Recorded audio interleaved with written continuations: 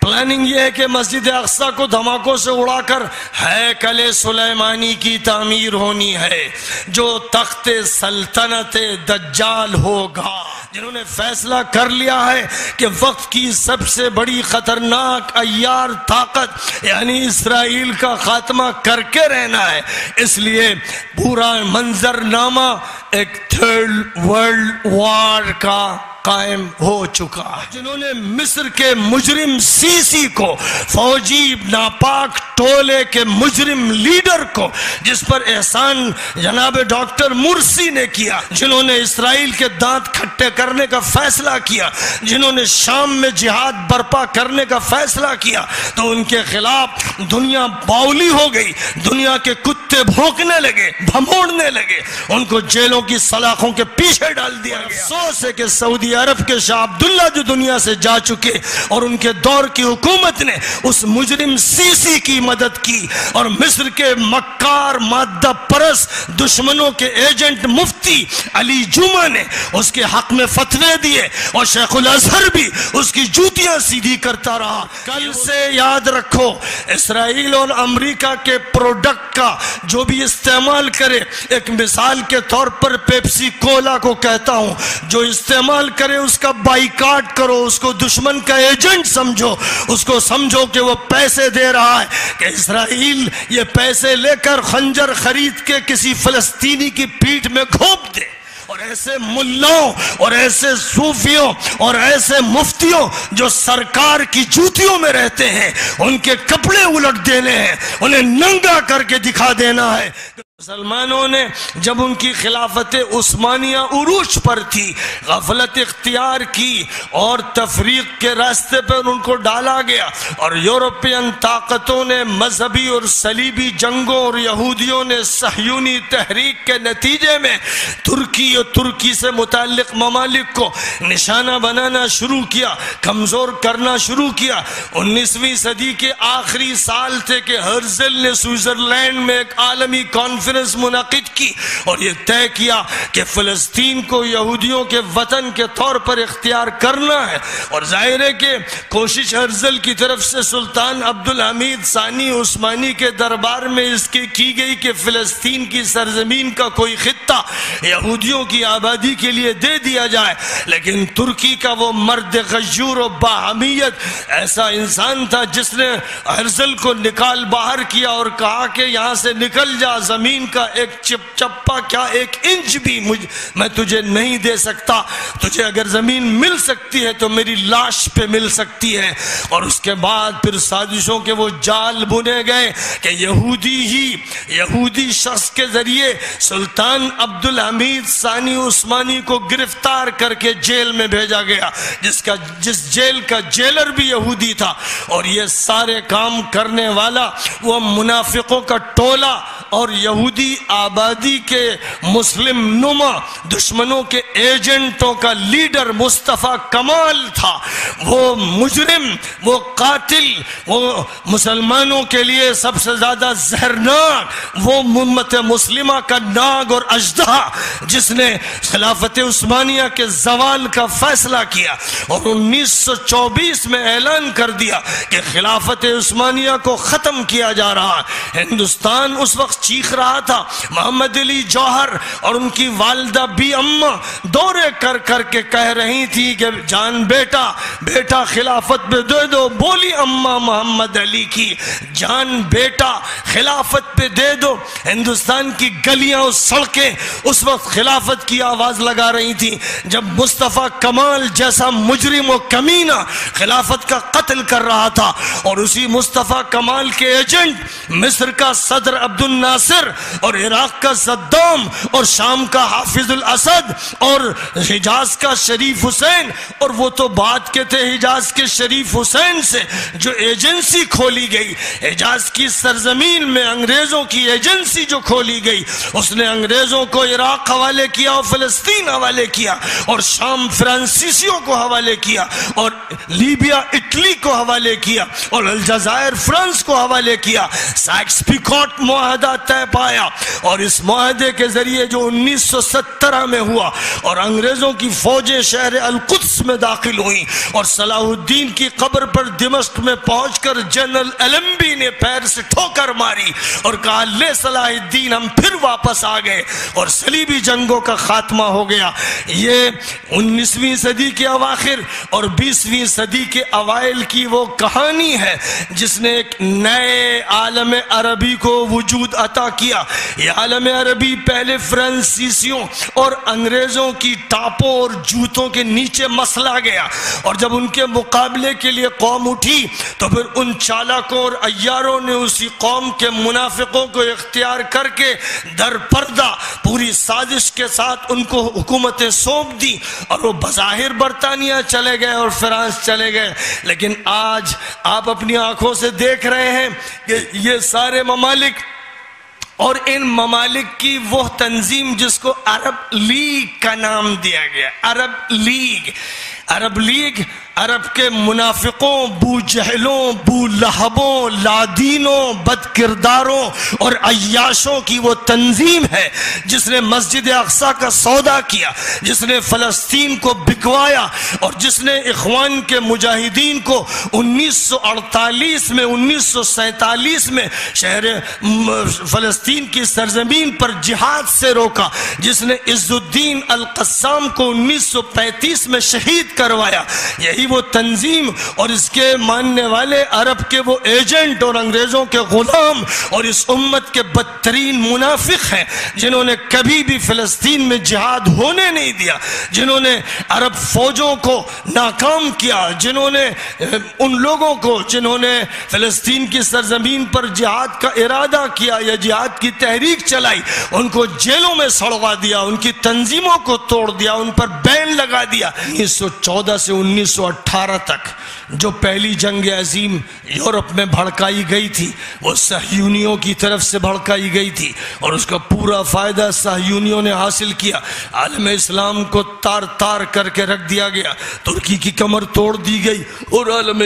اسلام کے ممالک کفر کے نرغے میں آ گئے۔ پھر دوبارہ انہی صہیونیوں کی طرف سے 1939 سے لے کر 44 تک اور 44 سے بھی کچھ سلسلہ 47-48 تک جنگ عظیم ثانی کا جو چلتا رہا، جس میں کروڑوں انسان یورپ کی سرزمین پر ذبح کر دیے گئے۔ ظاہر ہے کہ یہ جنگ بھی ان کی طرف سے تھوپی گئی تھی جنہوں نے جرمنی کو ننگا بچا کر دیا، اس لیے کہ وہ خلافت عثمانیہ کے ساتھ تھا، اس کی رفاقت ان کے ساتھ تھی جو سب کے مشترک دشمن تھے، اس لیے اسے بھی ذلیل کیا گیا۔ اور پھر ایک نیا دور شروع ہوا جس میں UNO اقبال کی زبان میں ابلیس کی مجلس شورا کا قیام عمل میں لایا گیا، جو اسی لیے قائم کی گئی ہے کہ اسرائیل کا تحفظ ہر حال میں کرنا ہے، اور جب بھی تحفظ کو خطرہ لاحق ہوگا، اگر یہ خطرہ افغانستان سے لاحق ہوگا تو بے دریغ حملہ کر کے ان کے لاکھوں انسانوں کو نیست و نابود کر دینا ہے۔ اگر یہ خطرہ عراق سے اٹھے گا تو 15 لاکھ انسانوں کو موت کی نیند سلا دینا بلکہ ان کے چتھڑے اڑا دینا ہے۔ اگر یہ خطرہ اب سیریا سے نمودار ہو رہا ہے تو سیریا کے حصے بکرے کر کے اس کے جیتے جاگتے چمکتے دمکتے شہروں کو ملبوں میں تبدیل کر دینا ہے۔ اگر یہ کہیں سے بھی طاقت اٹھ سکتی ہے تو اس کے خلاف میڈیا کا استعمال کرنا ہے، اخبارات کا کرنا ہے، میگزینز کا، الیکٹرانک میڈیا کا، اتنے زور و شور اور اجاری اور چالاکی سے کرنا ہے کہ اچھے اچھے ملا اور صوفیوں کے دماغ بھی پتھرا جائیں اور اچھے اچھے سمجھدار لوگوں کی عقلیں بیکار ہو جائیں اور وہ صحیح فیصلے کر نہ سکے، ماضی سے کٹ کر حال کے دلدل میں انہیں پھنسا دیا جائے، مستقبل ان کی آنکھوں سے محو کر دیا جائے، اور نہ کوئی آئندہ کا نقشہ بنا سکے اور نہ ماضی کی عبرت سے کوئی فائدہ اٹھا سکے۔ لوگوں سن لو کہ ابلیس کی مجلس شورا کے فیصلے اس دنیا میں نافذ ہوتے رہے، لیکن آج لیبیا کی سرزمین پر، عراق اور سیریا کی سرزمین پر اور دنیا کے مختلف خطوں کی سرزمین پر اللہ کے ایسے غیور و باہمیت بندے اٹھے ہیں جنہوں نے طے کر لیا ہے کہ ابلیس کی مجلس شورا کو برخاست کر کے رہنا ہے، جنہوں نے فیصلہ کر لیا ہے کہ وقت کی سب سے بڑی خطرناک عیار طاقت یعنی اسرائیل کا خاتمہ کر کے رہنا ہے۔ اس لیے پورا منظر نامہ ایک تھرڈ ورلڈ وار کا قائم ہو چکا ہے۔ تھنکرز کہہ رہے ہیں، فلاسفرز کہہ رہے ہیں، تجزیہ کار بول رہے ہیں، حالات پر نگاہ رکھنے والے کہہ رہے ہیں 2 جنگیں یورپ میں ہو گئیں، تیسری جنگ مڈل ایسٹ میں ہونی ہے،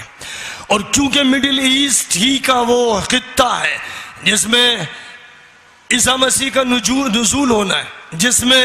دجال کا عروج ہونا ہے، جس میں پلاننگ یہ ہے کہ مسجد اقصی کو دھماکوں سے اڑا کر ہیکل سلیمانی کی تعمیر ہونی ہے جو تخت سلطنت دجال ہوگا، اور جس میں یہ طے ہے، حضور کی حدیث ہے کہ ایران کے شہر اصفہان سے 70,000 یہودی دجال کی معیت اور رفاقت و مدد کے لیے اٹھیں گے۔ یہ حضور کی صحیح حدیث ہے، اور 70 کا لفظ کثرت کے لیے بولا گیا ہے، اور ایرانی حضرات سے مجھے براہ راست یہ بات معلوم ہوئی ہے کہ سب سے بڑی آبادی یہودیوں کی جو بڑھتی چلی جا رہی ہے اس وقت اصفہان میں ہے۔ شہر اصفہان یہودی آبادی کا مرکز بنتا چلا جا رہا ہے، تو گویا نگاہیں میری حضور پاک علیہ السلام کو بولتے ہوئے دیکھ رہی ہیں۔ جیسے سورج کو نکلتا ہوا دیکھنے والے کو یقین ہوتا ہے، ویسے مجھے یقین ہے کہ نبی پاک علیہ السلام نے جو باتیں ارشاد فرمائی، دنیا کا منظر نامہ ان باتوں کے وقوع پذیر ہونے کے لیے تیار بیٹھا ہوا ہے۔ ایک تیسری جنگ عظیم کے لیے پوری فضا گرما گرم بنتی چلی جا رہی ہے۔ اس لیے یاد رکھیے کہ سیریا سے یمن تک کا پورا خطہ دہکے گا، سلگے گا، شعلے بھڑکیں گے، اور یہ بات غیر متوقع نہیں ہے۔ اس لیے آپ جو کچھ دامیں درمیں قدمیں سخن کر سکیں سب کچھ کریں۔ آپ ہندوستان میں اسرائیل اور امریکہ کے مال کا، کمپنیز کے پروڈکٹس کا بائیکاٹ کر سکتے، کیوں نہیں کرتے؟ آپ کے ہر ہوٹل میں، آپ کے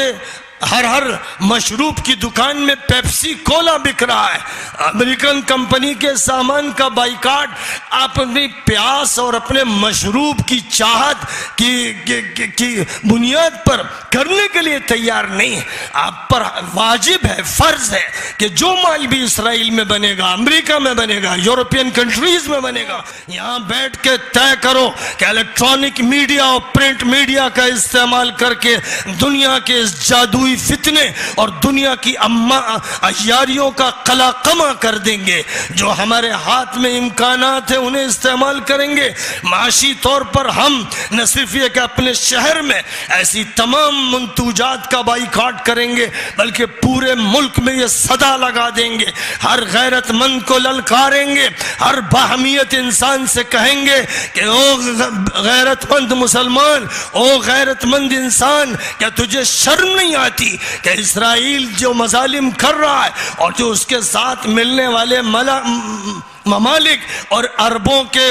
ایجنٹ حکمراں جو اسرائیل کی جوتیوں کے تلوے چاٹتے ہیں اور جو اسلامی نظام شریعت کو نافذ کرنے کے لیے تیار نہیں ہے، اور جنہوں نے مصر کے مجرم سیسی کو، فوجی ناپاک ٹولے کے مجرم لیڈر کو، جس پر احسان جناب ڈاکٹر مرسی نے کیا، جو اللہ کے ایک نیک اور صالح اور جالے بندے اور اس امت کے فرزند ارجمند، جنہوں نے اسرائیل اسرائیل کے دانت کھٹے کرنے کا فیصلہ کیا، جنہوں نے شام میں جہاد برپا کرنے کا فیصلہ کیا، تو ان کے خلاف دنیا باولی ہو گئی، دنیا کے کتے بھونکنے لگے، بھموڑنے لگے، ان کو جیلوں کی سلاخوں کے پیچھے ڈال دیا گیا۔ اور جو حکومت مصر میں آئی، آج وہ اسرائیل کی غلام، ایک کمینی، ذلیل، نکمی، ایک ایسی برباد شدہ، برباد کل حکومت ہے کہ شاید عالم عربی کی تاریخ میں اتنی کمینہ حکومت نہیں آئی ہوگی۔ اور افسوس ہے کہ سعودی عرب کے شاہ عبداللہ جو دنیا سے جا چکے،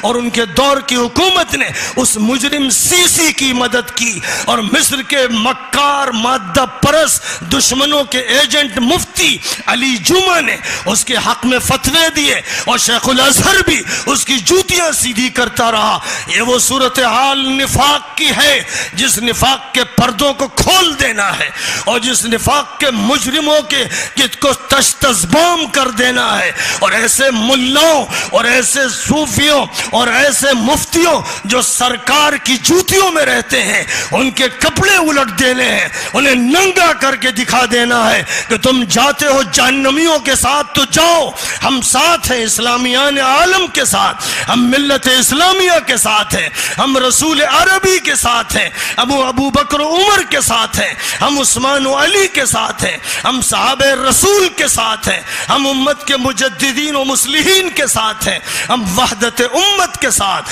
ہم وحدت دین کے ساتھ ہیں۔ یہ صدا تم لگا سکتے ہو۔ کل سے یاد رکھو، اسرائیل اور امریکہ کے پروڈکٹ کا جو بھی استعمال کرے، ایک مثال کے طور پر پیپسی کولا کو کہتا ہوں، جو استعمال کرے اس کا بائیکاٹ کرو، اس کو دشمن کا ایجنٹ سمجھو، اس کو سمجھو کہ وہ پیسے دے رہا ہے کہ اسرائیل یہ پیسے لے کر خنجر خرید کے کسی فلسطینی کی پیٹھ میں گھونپ دے۔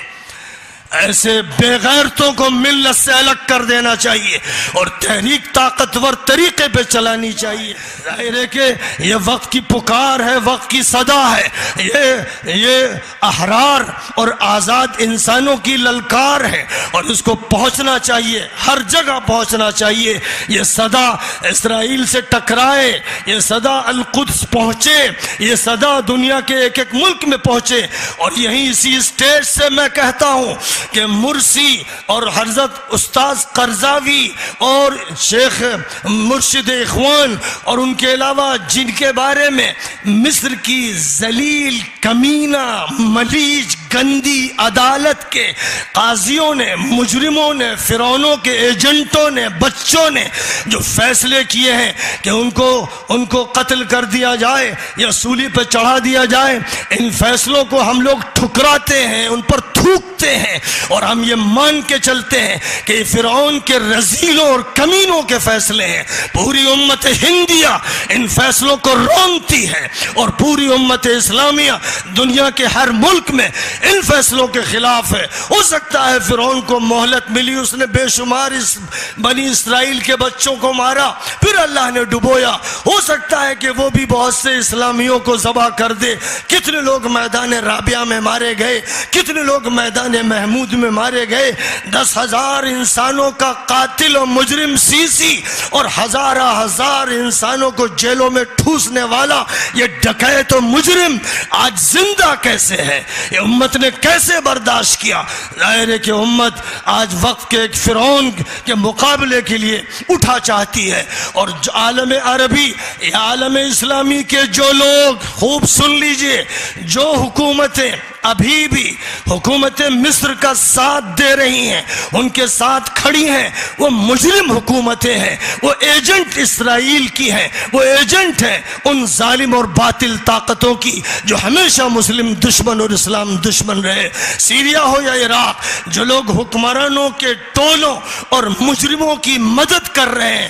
خدا کی قسم مجرم ہے، یہ حکومتیں مجرم حکومتیں ہیں۔ ہزاروں کو انہوں نے جیلوں میں تباہ کیا، ٹارچر ٹارچر کر کر کے ان کی جانیں لے لی. اس میں نہ بچوں کو چھوڑا، نہ جوانوں کو، نہ عورتوں کو، نہ بوڑھوں کو. یہ سب مجرموں کے کٹہرے میں کھڑے کیے جانے کے قابل اور قابل گردن زدنی ہے. یہی عقیدہ پوری ملت کا ہے اور پوری ملت کو اس عقیدے پر مضبوطی سے جمنا چاہیے. دشمن جس کے مخالف ہے تم اس کے دوست بن جاؤ، اور دشمن جس کے دوست ہیں تم اس کے دشمن بن جاؤ. یہی حق کی پہچان ہے. اللہ ہم کو حق کی معرفت عطا فرمائے. وآخر دعوانا ان الحمد للہ رب العالمین.